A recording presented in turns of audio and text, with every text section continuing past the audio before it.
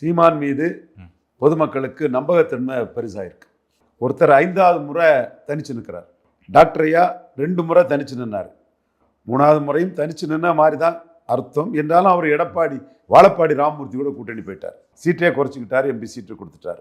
அப்போ அவர் 2 முறை தனிச்சு நின்னார். 3வது முறை வாழப்பாடி ராமமூர்த்தி நின்னார். 4வது முறை ஜெயலலிதா கூட்டணிக்கு போயிட்டார். வைகோன்னே 1 முறை தான் தனிச்சு நின்னார், பிறகு கூட்டணி போயிட்டார். விஜயகாந்த் 2 முறை தனிச்சு நின்னார், கூட்டணிக்கு போயிட்டார். அப்போ நீங்கள் கூட்டணிக்கு போயிட்டீங்கன்னா என்னைக்கு கூட்டணிக்கு போகிறீங்களோ அன்னைக்கே உங்கள் பலம் இவ்வளவு நீங்கள் அக்செப்ட் பண்ணிடுறீங்க. 6% பலம் கொண்ட வைகோ கூட்டணிக்கு போய் இன்னைக்கு அவருக்கு பலம் என்ன?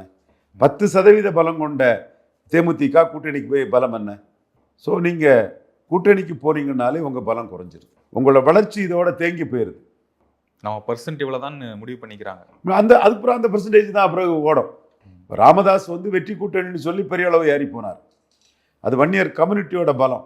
அவரே தோல்வி கூட்டணி ஆன பிறகும் ஜாதிய பலம் நிற்கிறனால தாக்கு பிடிச்சு நிற்கிறார். அதை மூப்பனார், தமாக, வைகோ, தேமுதிக அந்த அளவுக்கு தாக்கு பிடிச்சு நிற்க முடியல. அப்போ தமிழ் தேசியம்னு தனிச்சு போட்டியிடுறதுனால தான் சீமான் பலம் பெறார்.